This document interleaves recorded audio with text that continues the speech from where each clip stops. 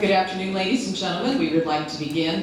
Before we get going too far, I'd like to remind you to silence your cell phones out of respect for the situation and for the candidates. Good afternoon and welcome to this afternoon's Legislative District 33 Candidate Forum hosted by the League of Women Voters. I'm Cheryl O'Curran, and I have to write that down just so I don't forget. And I am a member of the League of Women Voters. I am your moderator this afternoon. Co-sponsors today are the YWCA of Adams County, the Hastings Area Chamber of Commerce, the Hastings Public Access Channel, also known as HPAC, and I'm going to be using that later, and the Hastings Noon Sertoma Club. The Hastings Public Access Channel is recording the forum, so please encourage your friends who couldn't come to watch on the HPAC television channel or to watch on the HPAC YouTube channel. The League of Women Voters of Hastings is a nonpartisan, grassroots civic organization that encourages informed and active participation in government, works to increase understanding of major public policy issues, and influences public policy through education and advocacy. The League does not endorse individual political candidates or political parties. Membership in the League is open to people 16 years and older of all gender identities. The candidate for this afternoon's forum are Mr. Dan Lanuski and Ms. Michelle R. Smith. Our media panelist today is from the Hastings Tribune, Will Vesper. Today's format looks like this. Each candidate will be allowed 2 minutes for an opening statement. After that, the media will ask questions. Then we will use the audience written questions. Each candidate will have 1 minute to answer each question. If a candidate feels that incorrect or misleading information has been stated about them, they may ask for a 1 minute rebuttal. There will be no rebuttal of rebuttals. You know how that goes. Questions for the candidates will be asked in rotating order. League of Women Voters members Judy Sandine and Judy Hall will be timing this afternoon. Their green card signals to begin the answer. The yellow card signals that they have 30 seconds left, and red means to stop, and you will be allowed to finish your sentence. I was an English teacher, I know what a sentence looks like. I also have to pay attention to the cards. Audience, if you would like to ask a question, please raise your hand. And League of Women Voter members, Loris Duty and Judy Grimer, will bring you a paper and a pencil. Please write your question down, raise your hand again so your question may be picked up. Audience, please keep your questions pertinent to the issues, and we ask that there be no personal attacks. Questions should be for both candidates. Audience questions will be monitored by League of Women Voters member Belva Junker. The forum will conclude with a 1 minute closing statement from each candidate. Please hold your applause until the end. At this time, we will begin with a 2 minute opening statement from each candidate. And after a toss of a coin and some back and forthing, the first candidate with her opening statement will be candidate Smith.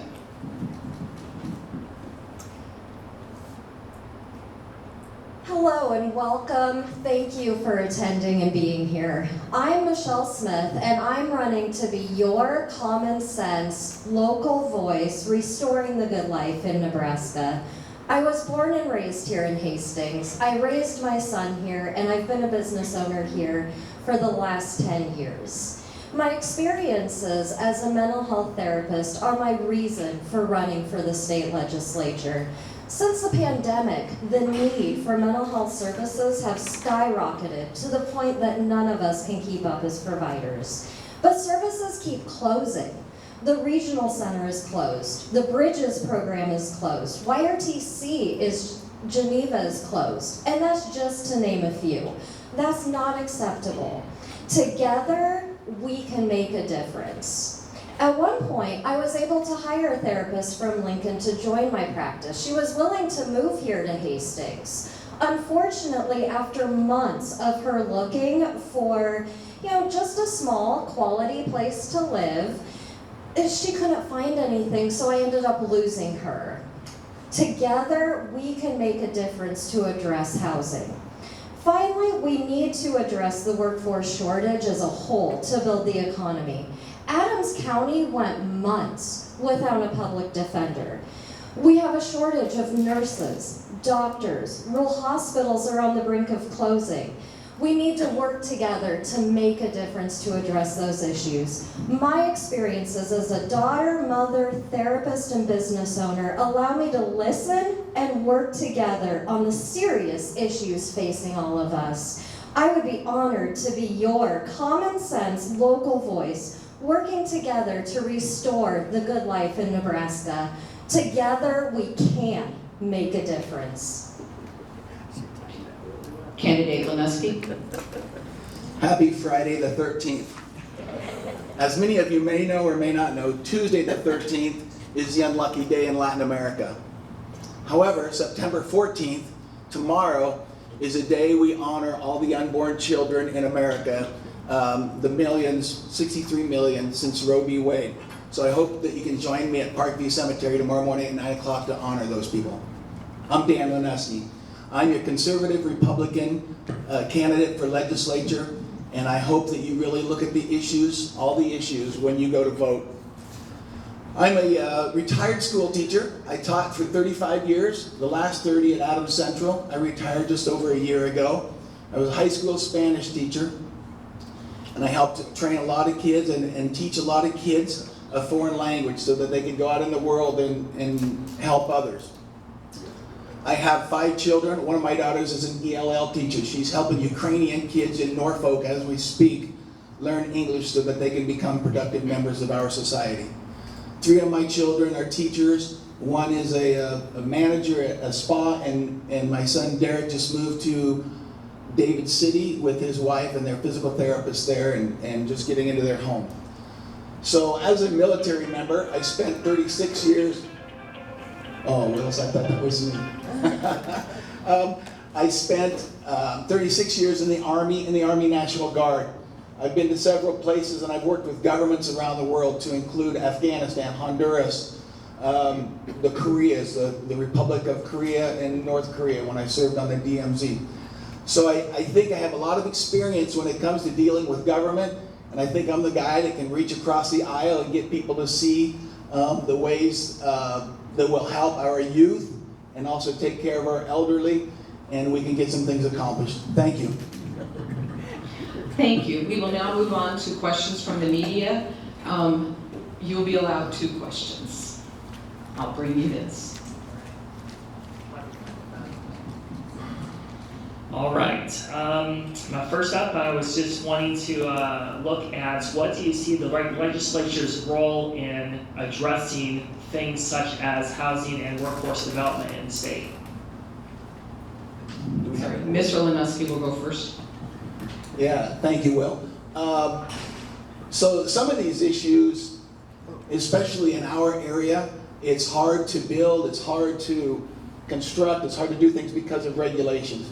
So at the state level, I think the legislature has got to be common sense when it comes to all the regulations and blockades that we have that keep us from building and make ourselves user-friendly to the construction workers out there.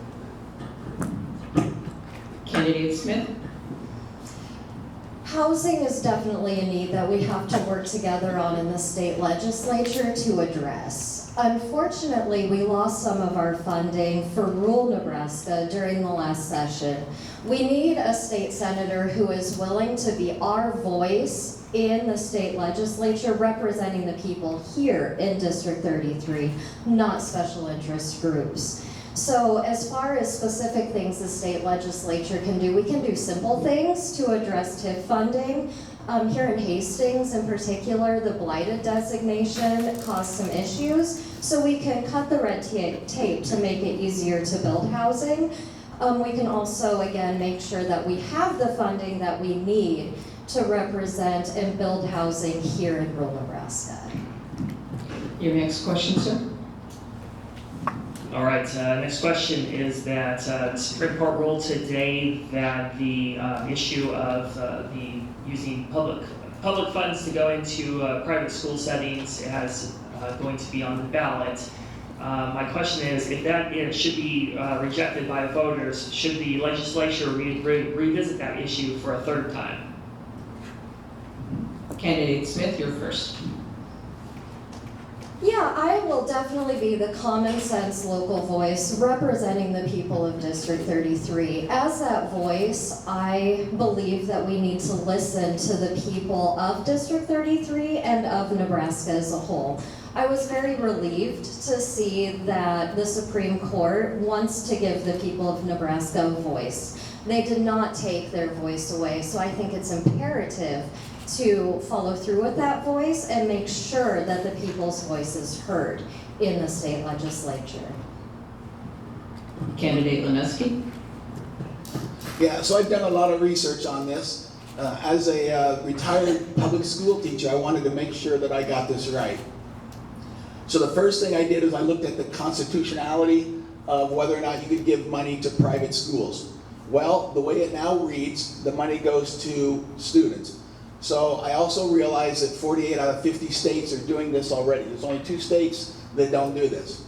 When I talked to some parents of Catholic school kids, they were okay with it not happening because they realized that their tithing was important to them and they realized there was some suffering that needed to happen. When I looked at the overall issue, however, the student is what comes in mind. So when I look at each individual student, and I looked at the amount of money, $10 million going to this fund versus well over $1 billion that was given to our state in COVID relief funds, I realized that we've got to help students first. And if that means giving that student the option to go to another school, then that's the way that should be. Thank you. Thank you. Questions are over here. Okay, let's see, Candidate Lineski, I believe you were first. What committees would you like to be on in the legislature? Did you say committees? Yes. How many do you want me to number that to? That's up to you. Okay, so Education Committee, I think I have a wealth of experience, and I have a lot of people that I ask and talk to about educational situations and about the different issues that come up. I really think I could be a valuable asset to the Education Committee. And the other committee I really would have some interest in is Military and Government Affairs. And with my 36 years as a National Guardsman, I've seen a lot of things that have passed through the Guard that might work, might not work, how to help our retired soldiers, how to reduce the suicide rate for retired soldiers. And I think I can be a valuable asset there as well. Thank you. Candidate Smith, are you okay if I don't say their name each time? Are we good? There's only 2 of them. We can follow and read? Okay. Yes, as the voice of the people, and given my experiences as a mental health therapist and adjunct professor, my son is going to college to be a high school physics teacher.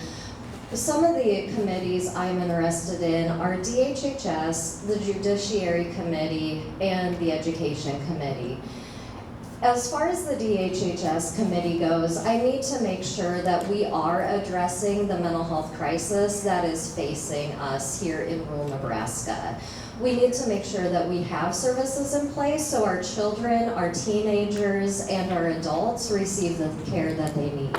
And then the Judiciary Committee will be helpful to be able to prevent things like I saw when I worked at the YRTC in Geneva, where the girls there ended up going to York Prison.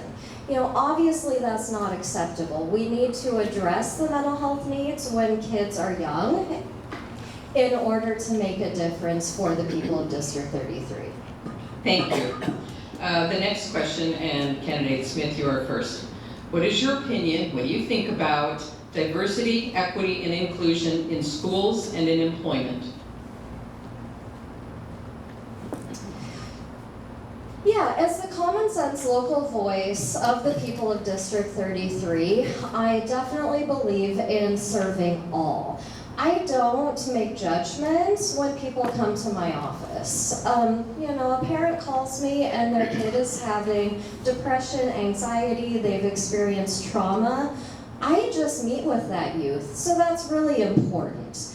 we need to address the needs of all people in our communities. I think we need to make sure that housing is a reality for all, that education is supported and a reality for all, so we can have strong communities. I believe in the value of working together to get things done, to adequately represent the people of District 33. Okay, candidate Leneski, what is your opinion? What do you think about diversity, equity, and inclusion Wait just a minute. in schools and employment? And we will wait. Should we use my? Technology. Technology, let's hear it. Okay. Kind of give me a heads up. Okay, sorry. No worries. All right, thank you. So the DEI issue, first of all, if I'm hiring someone, if I'm hiring in the educational place a teacher, and I think of my classroom, wow, this Hispanic teacher will sure help me fill a quota. He's the third of the 4 candidates that we're interviewing as far as quality and as far as what we really need in this classroom. That's good for that guy that's the third best, but that's bad for those 100 kids that he sees in a day, correct? And then the other part of that is in the classroom. And this has actually happened. I've had a young Latino kid come in, and I said, hey, you guys, look, we have a Hispanic kid in our class. This will be great. I just pointed that kid out, and I've just told everyone in there, oh, he's going to get the treatment as a DEI person. However, if I just say, here, Raul, sit down here where we have this empty desk. And then when Thanksgiving comes around and I say, Raul, do you have anything to add? And he says, yeah, my family celebrates in this way. Thank you. I've done my job. Thank you. Okay, candidate Leneski, you'll go first, making sure that we're ready on the timer. Okay, what do you feel, what is your opinion of mandated vaccinations? Okay, so in the military, I think I took 842 mandated vaccinations. I am against mandating vaccinations, and there's a lot of research that's recently come out that shows that some of our childhood diseases and some of the dyslexia and some of these things actually increased when certain vaccines were introduced into our society. So the word mandate kind of infuriates me on about everything. I think we need to give people the choice.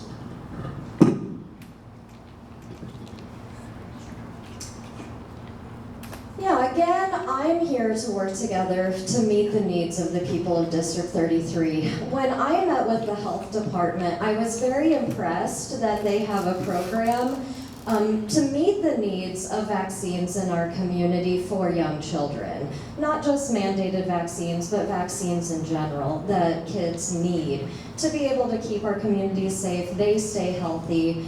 Kids staying healthy is very important to me, and we need to provide that health care when needed.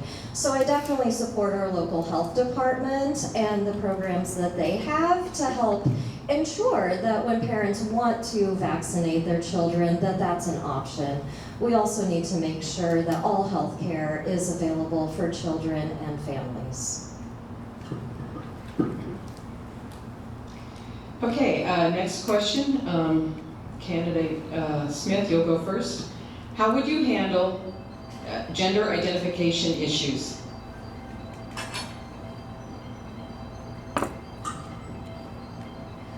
Yeah, I'm your common sense local voice, working together on the issues that matter to the people in our communities. As a mental health therapist, I am very aware that our youth are struggling to receive the mental health services that they need.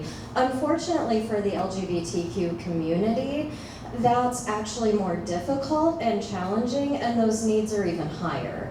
More than 50% of the LGBTQ community are unable to receive mental health services when they request them. And obviously, if someone's experiencing suicidal thoughts, they need to be able to reach out and receive the services and the care that they need. I think we can all agree that we want to keep our youth alive. Thank you. There are two genders. There are males and there are females. Great Britain, Denmark, Sweden they have all reversed what they've been doing for the past 20 years. And now they've all taken a new stance toward, should we allow 13-year-old boys to become a 13-year-old girl through some sort of surgical procedure. With that in mind, I think we need to take a step back and really look at this strong. And personal story, when I was a kid and I said, Dad, my arm hurts, I don't think I can slop the hogs today. He said, shut up, grab that 5-gallon bucket with the other arm and move out. And I forgot about my sore arm. So I think some of this that's happening is because our kids, we're in a society right now where our kids are worrying about too many things on social media and not about survival and about how to be productive members of society. Okay, next question. Since neither of you have a voting record, we are curious. If you had been part of the previous legislature, how would you have voted on the gun carry law? Candidate Lineski, you're first. So I believe carry and conceal is an important part of our rights with the Second Amendment. We do not want to violate people's rights. We want to uphold the Constitution to its utmost. And if we're looking at people and trying to determine who has the right, who doesn't have the right to conceal carry, then we're violating their constitutional rights. I choose not to, but I do have weapons in my home, and I think that's a freedom and a right that I have, and I think all people should be able to have that same freedom.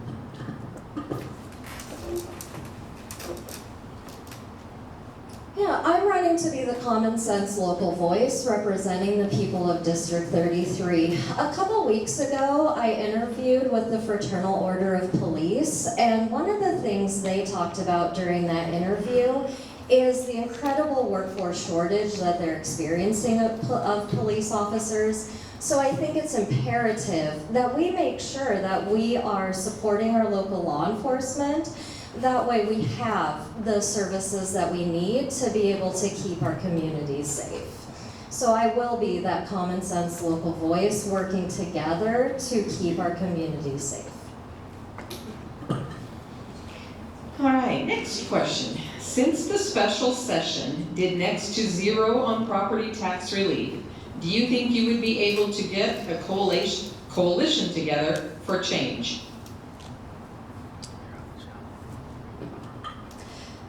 Together, we can make a difference, absolutely. My experience as a therapist, that gives me the ability to work together on the issues. I've been talking with people that property tax relief is a serious issue that needs a serious plan.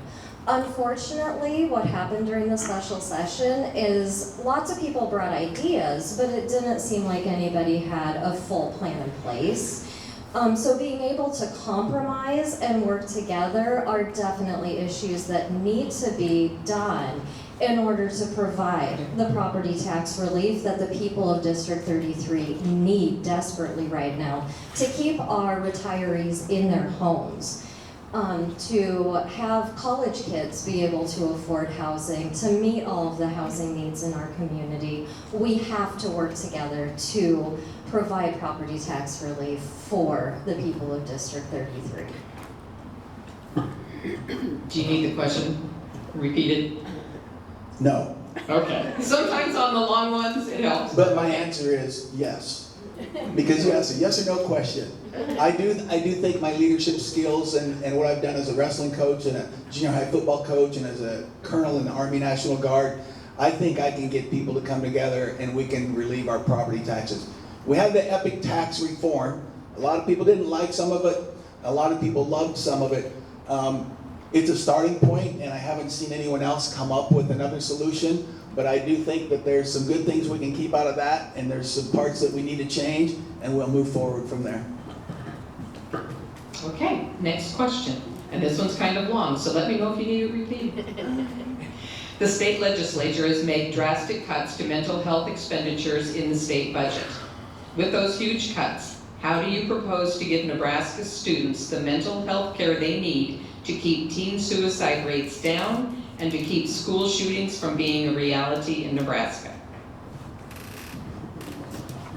Well, certainly teen suicide and the rates that are increasing is alarming to our society. And we need to fund all of these programs.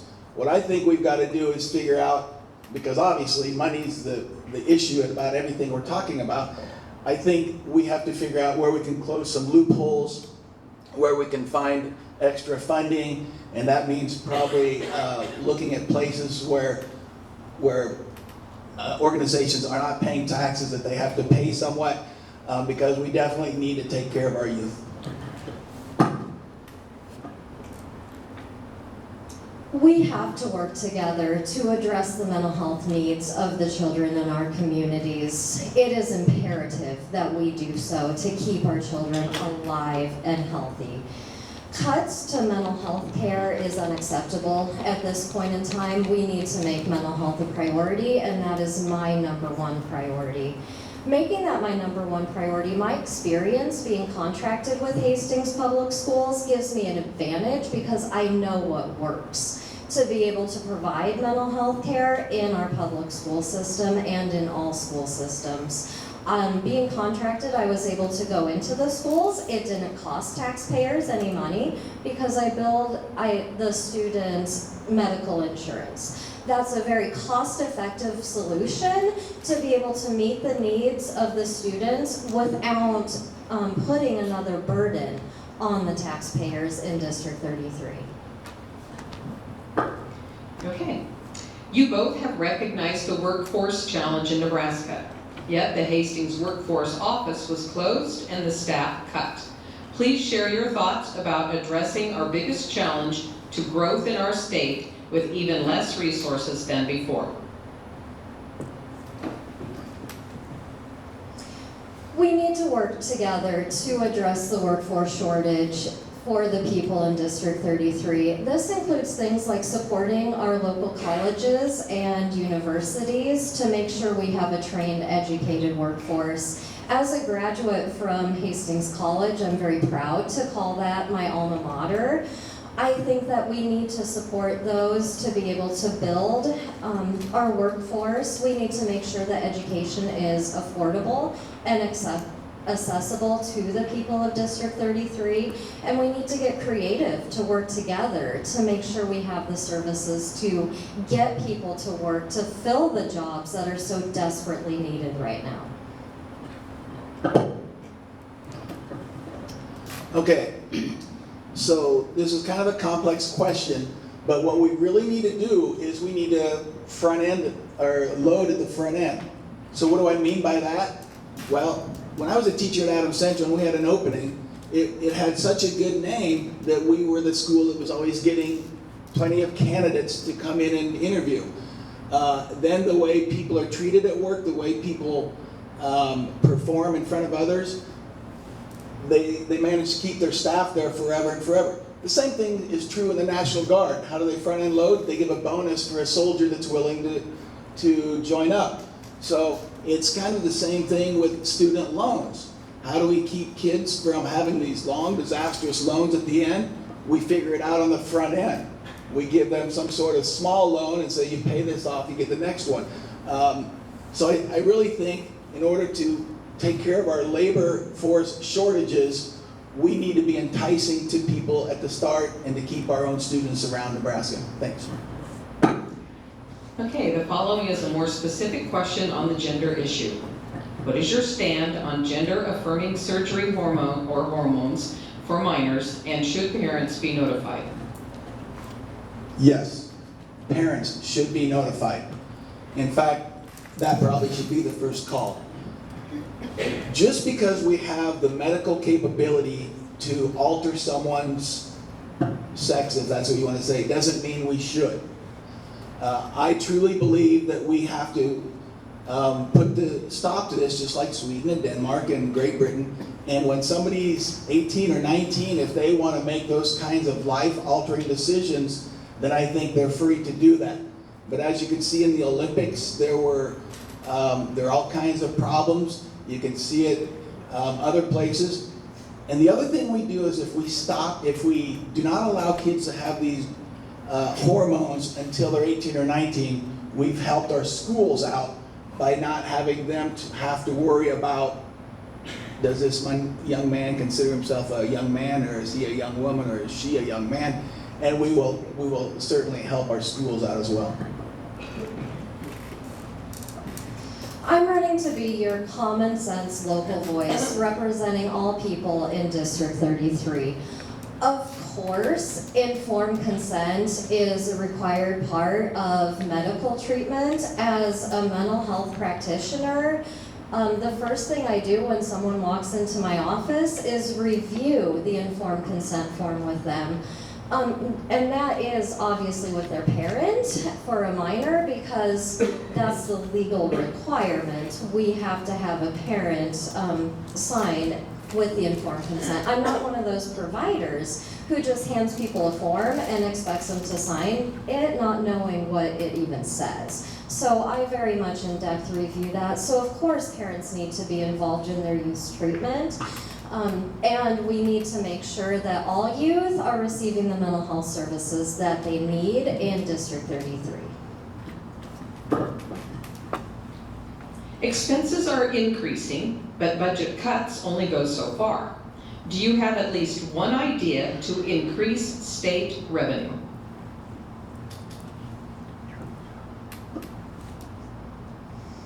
Yeah, when I'm talking to people at the door, a lot of the things that they bring up is, where is our money from the casinos going? We made this a law, but yet we haven't seen the revenue from that yet. And when I met with the Policy Institute as a training for future state senators, as I was doing my homework on how we can actually address the issues facing the people of District 33, that was one of the things they talked about, is that revenue has not hit our state budget yet. So we definitely need to make sure that we are getting those revenue sources that the people have already voted on. This is happening, but we have to make sure the money is going where it's supposed to be going, so that way we can provide the property tax relief that the people need to make home ownership part of the American dream.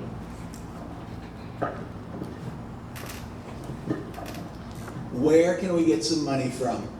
So one thing we have that other states are already using is a long interstate. If we put a toll booth at the end of each end of the interstate and charged $1 for vehicles that come in and come out, that would be $15,000 a day.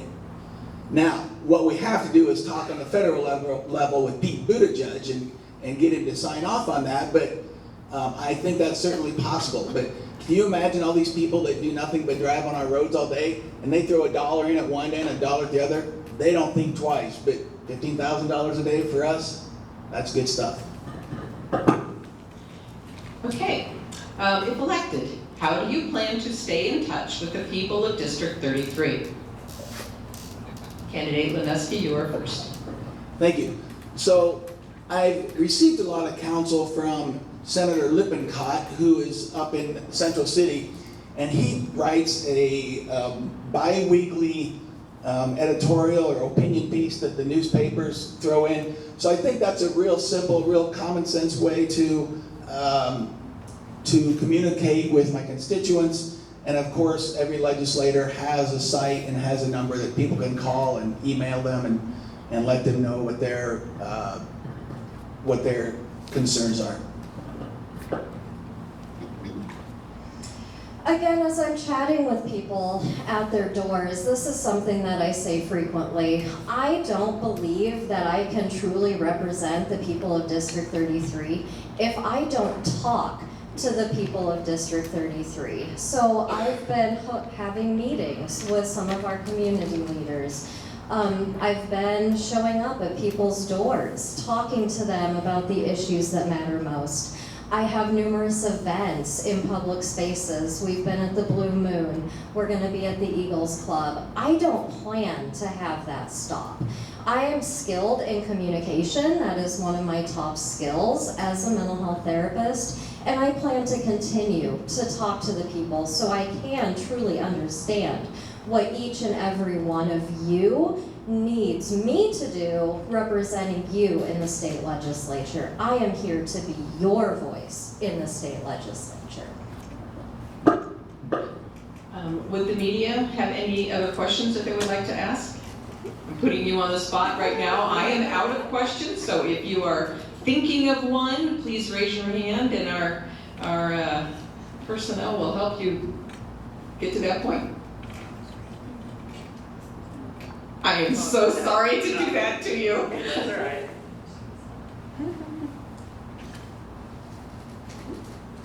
If not, So we're just going to have a few moments. I see some that are starting to do some writing.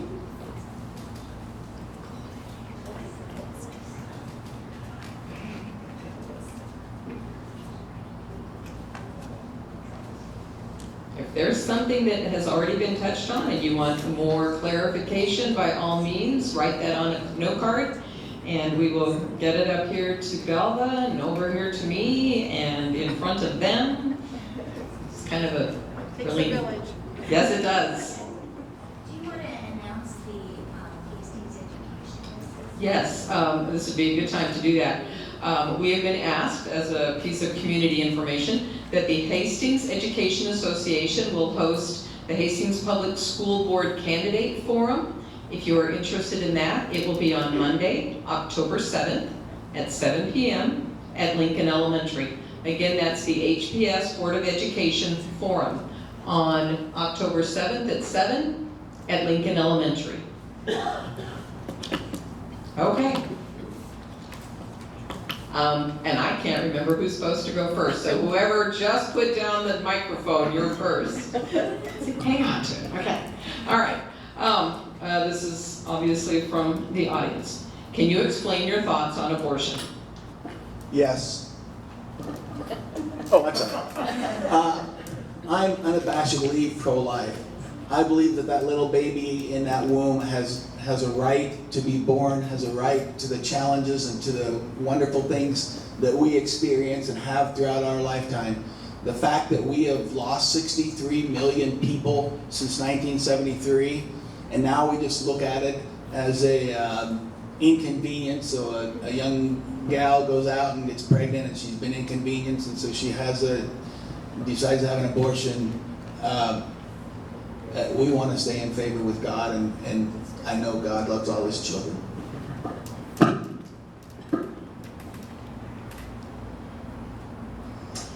I support reproductive health care. That specifically means that I will ensure in vitro fertilization, IVF, remains an option for growing families in Nebraska. I do not want Nebraska to become Alabama, where families, my friends who have undergone IVF to have children, where that option is taken away from them. So I want to make sure we have that access. I've met with a gynecologist at Mare Lanning. They are delivering babies all across western Nebraska and northern Kansas. We need to make sure that people here in District 33 have the ability to even deliver a baby and maintain that as an option. So I strongly support healthcare to make sure that we have attainable, affordable, accessible healthcare for all. Thank you. As a senator, how much allegiance would you have to the governor? I am your common sense local voice representing you. So I've been talking with the people of District 33. I've been making those phone calls, I've been having those meetings, and I've been showing up on your doorsteps, I've been sending you mailers. So I'm representing you and what you want. I think the executive branch of government is important, but ultimately I am your common sense local voice representing you. Just for the record, I think I have common sense too. Governor Pillen has endorsed me, and I do endorse him. I think that man is fighting very hard for the people of Nebraska. He's very frustrated right now. I spoke with him. I just spoke with him the other day at Husker Harvest Days, and I've spoke with him a few other times, and he's very frustrated that things aren't getting accomplished. So it's not for a lack of effort. I will work hard with the governor to get my ideas across as much as I will to understand his ideas. Okay, thank you. The legislature recently discussed the winner-take-all with, in respect to Nebraska electoral votes. Please share your opinion on the winner-take-all method. Sure. So there's only 2 states that do not do winner-take-all. So it's almost like what's good for the goose is good for the gander. I support wholeheartedly winner-take-all so that we fall in line with 48 other states.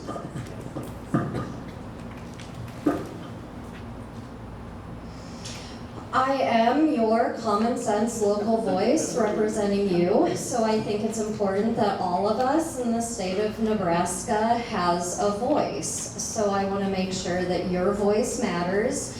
Again, taking it back to the Supreme Court, allowing measures to be on the ballot. I think that's very important that the people of Nebraska have a voice. When I've been talking with people recently, they don't feel like they've had a voice the last 8 years, the last 10 years. And so it's very important to me to make sure all of you feel like you have a voice and that your vote matters.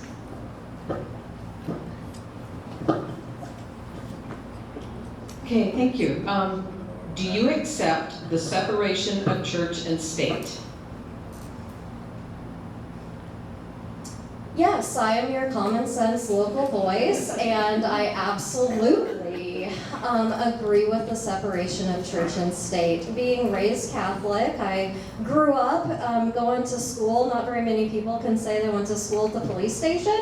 I can say I went to school at the police station when it was St. Michael's. My son graduated from St. Cecilia a couple of years ago. My faith is extremely important to me.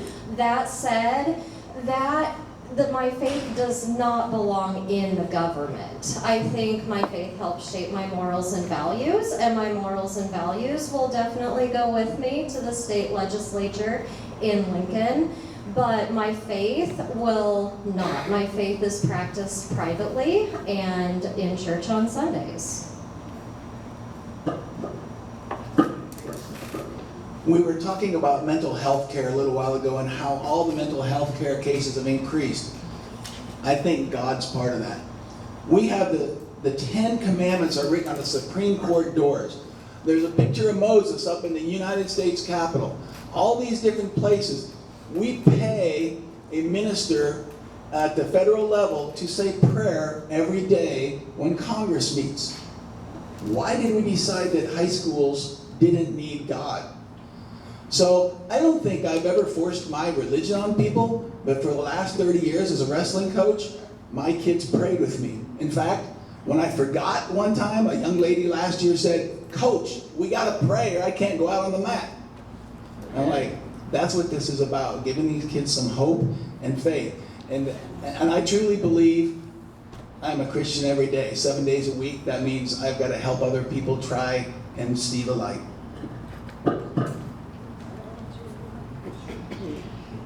Next question, check my time here. Access to healthcare in rural areas, specifically nursing home access, is a big concern for Nebraska. How do you plan to address this? So currently there's a shortage of healthcare workers, and some are wanting to go into politics. That will be even short one more. And we're also hurting on facilities for our elderly. And not only do we have a shortage of facilities, but the cost for those people basically takes away the entire savings that they've had over their 70, 80, 90-year life. So we've got to come up with some issues, and we've got to make sure that we're funding healthcare facilities for the elderly, and we've got to make sure that we're also taking care of our youth that need help. But there's a big situation to be addressed there with our elderly and how to care for them.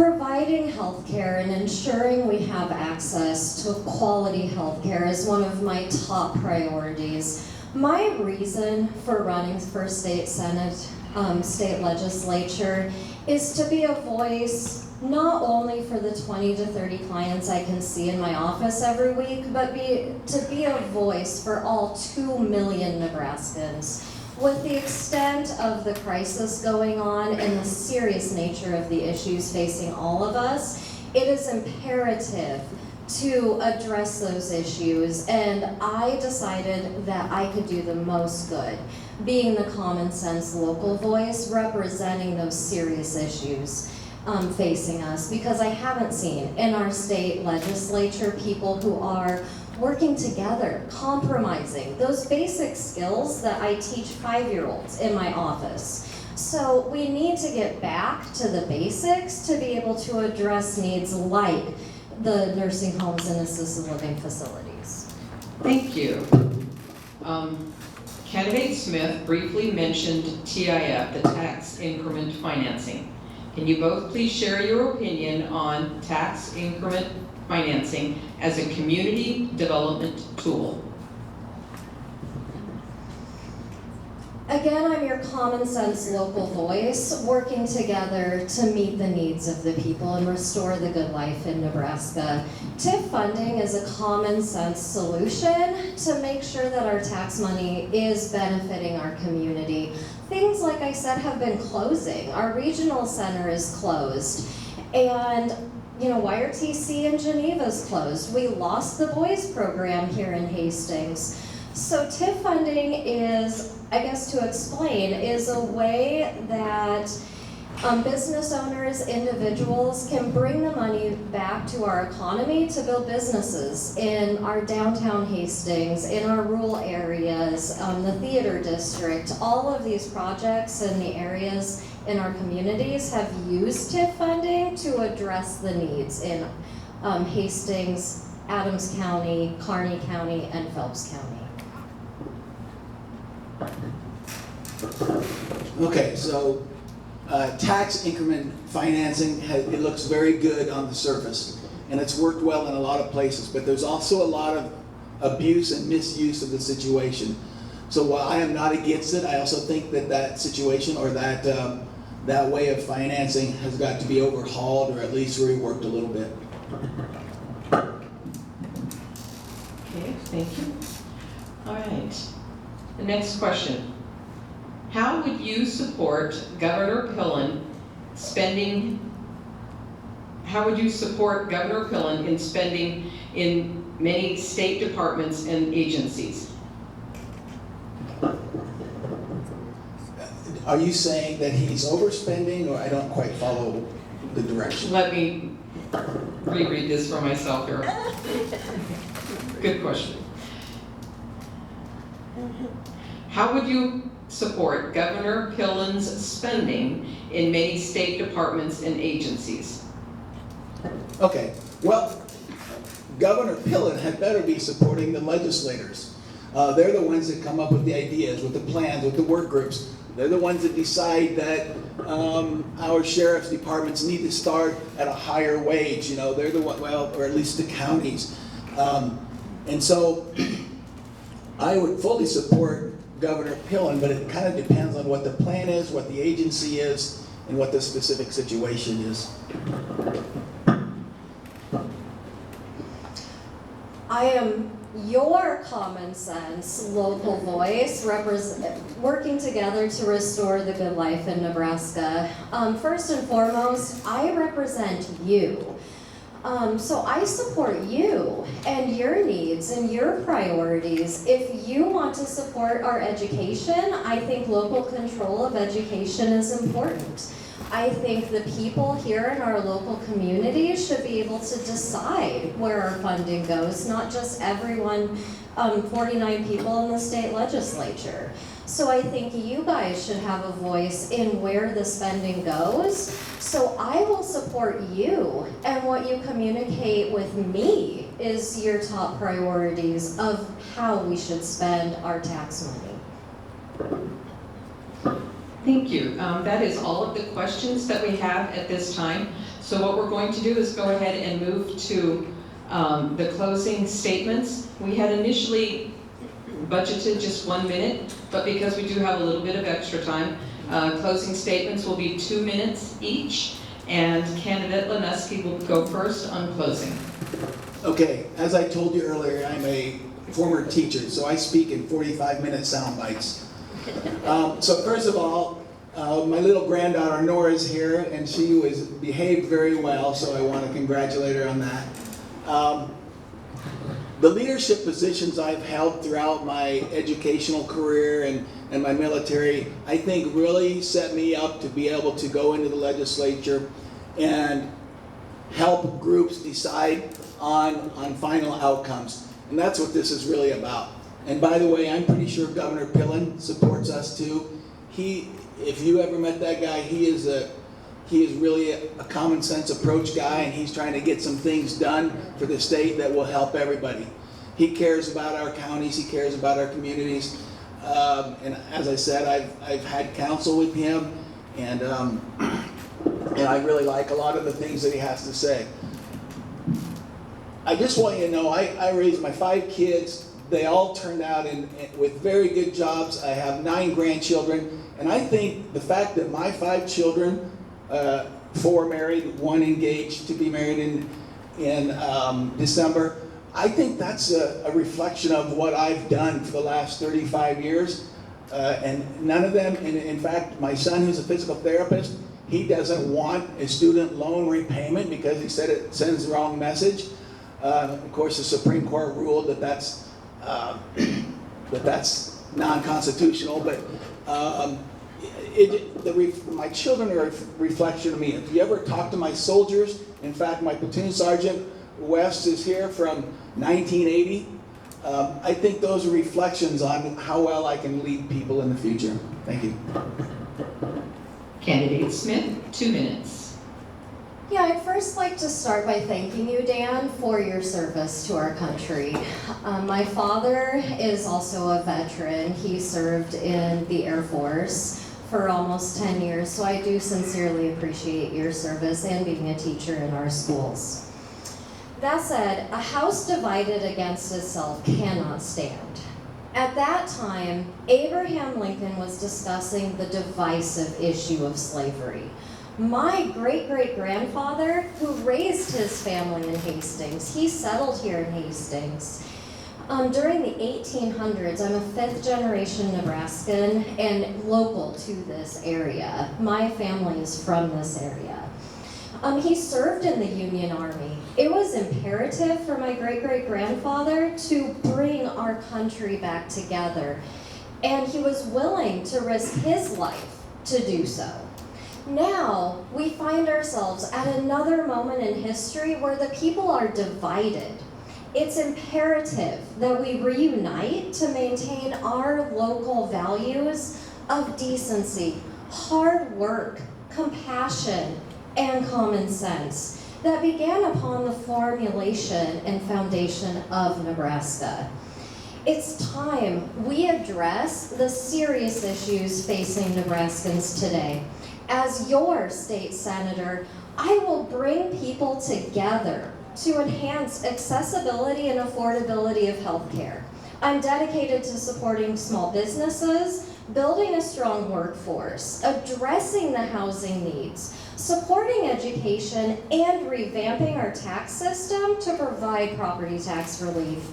I would be honored to be your common sense local voice, working together to restore the good life in Nebraska. Together, we can make a difference. The League of Women Voters would like to thank candidates Smith and Lanuski, the media, the sponsors, and you, the audience. Please take a paper listing the upcoming League of Women Voters Hastings forums, and please take a card explaining the new voter ID requirement. And before I get to the rest of my announcements, let's thank the candidates for being here today.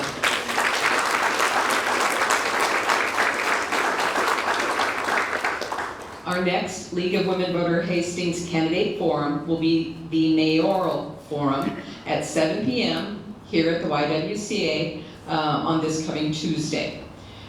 And we've already talked about the Hastings Board of Education Forum, and that is not sponsored by the League of Women Voters. It is sponsored by the Hastings Education Association. That's on Monday, October 7th at 7 p.m. at the Lincoln Elementary.